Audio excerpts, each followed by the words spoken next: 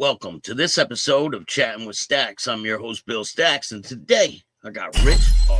Well, they have a meeting, they bring you up. First of all, when you make probate, you are now allowed into the meetings. You can't say anything.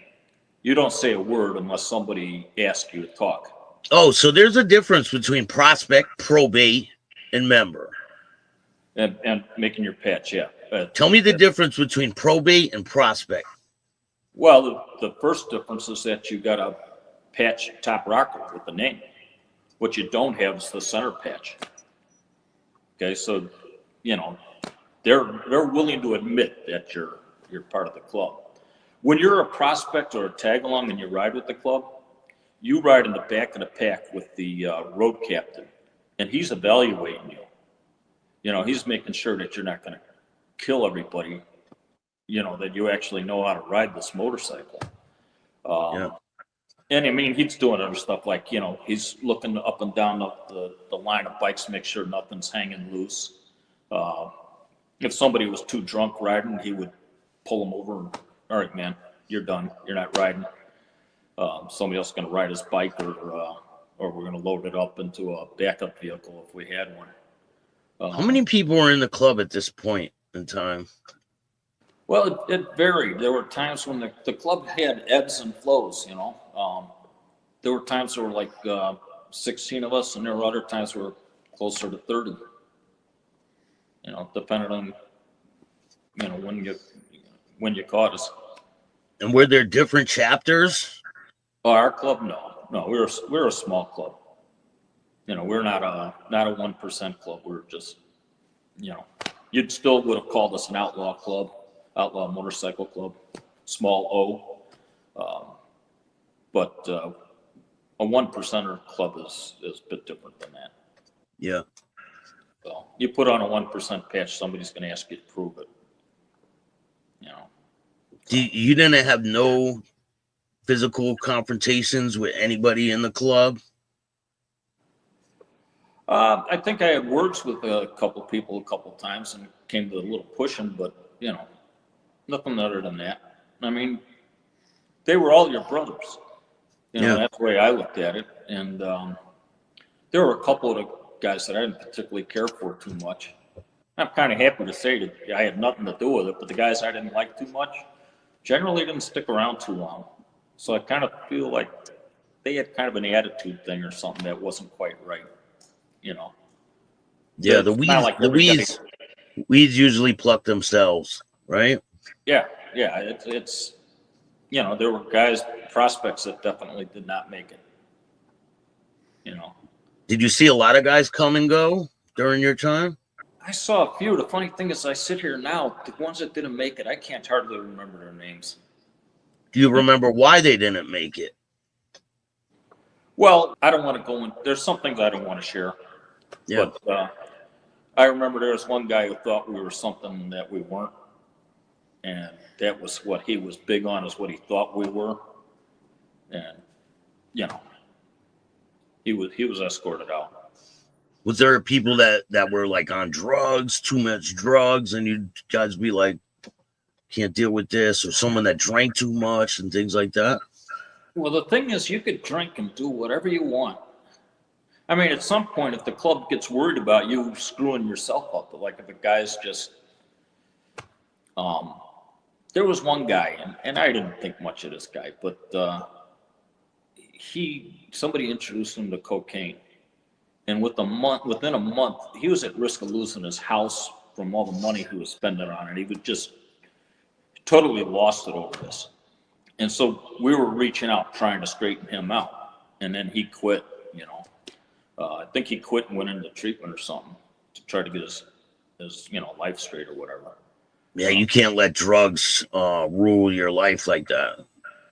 No, but other than that, you could do whatever you want as long as you don't make the club look bad.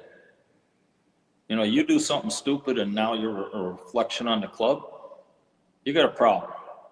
Did you see anybody that was in the club that did stupid stuff, and what were the repercussions if you had seen that? I don't want to go into it too much, but I did something stupid once and I got busted back to probate. What? if I'd have done something really stupid, I probably would have done something other than probate. And then probate, when you get busted down to probate, you said you could go to a meeting, but you can't talk at all.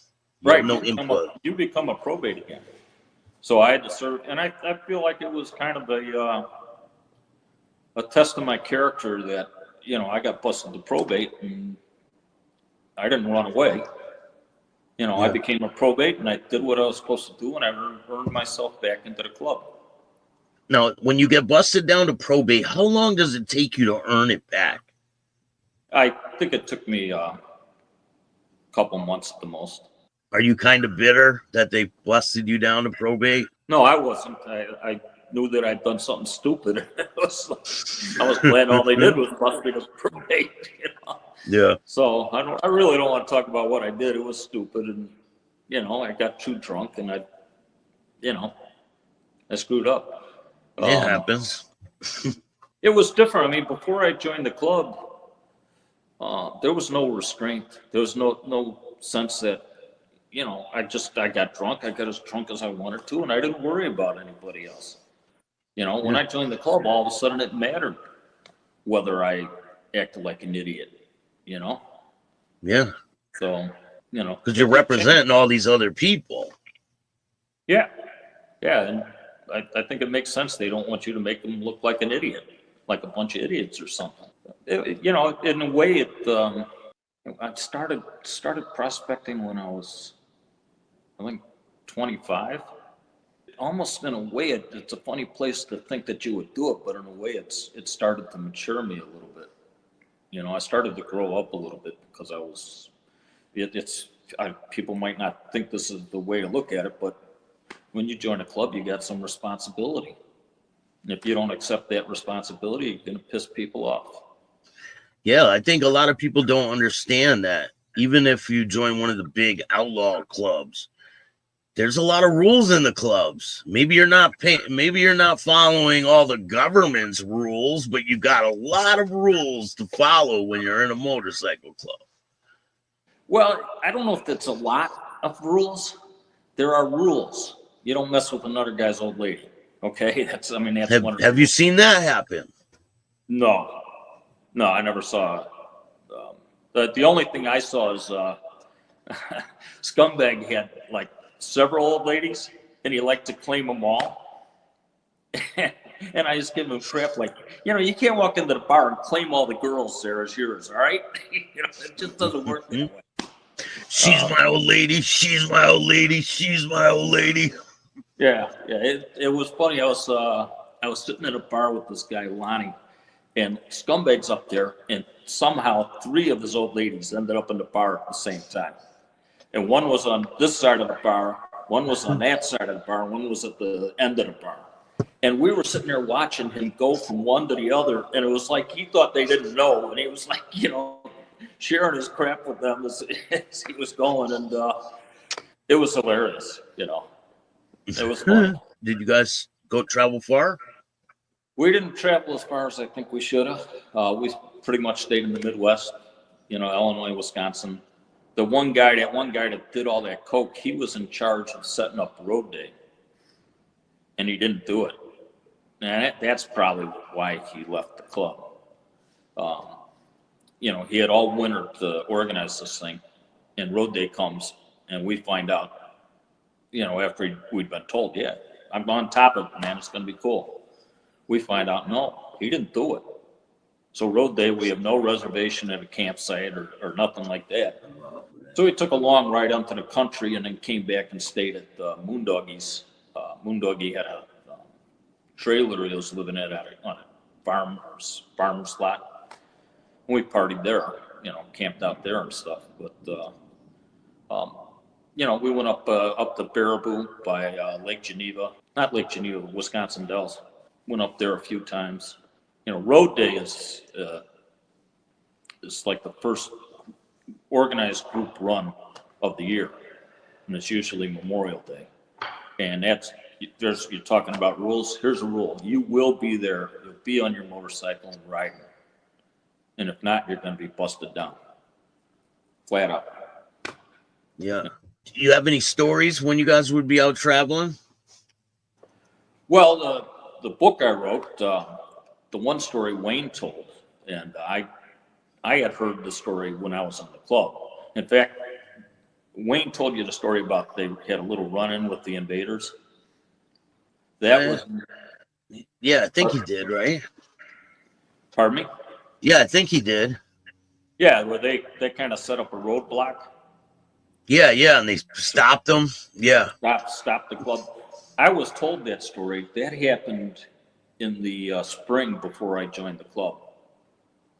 And it wasn't until I didn't meet Wayne until just before I left the club. You know, I was getting sober, and I spent a year in the club without drinking. And so we needed an electrician to wire our new clubhouse that we were fixing up. And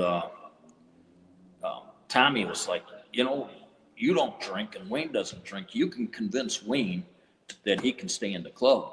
Wayne ended up being the only person I knew from, you know, the program when I decided, man, I need to do what I need to do to stay sober here.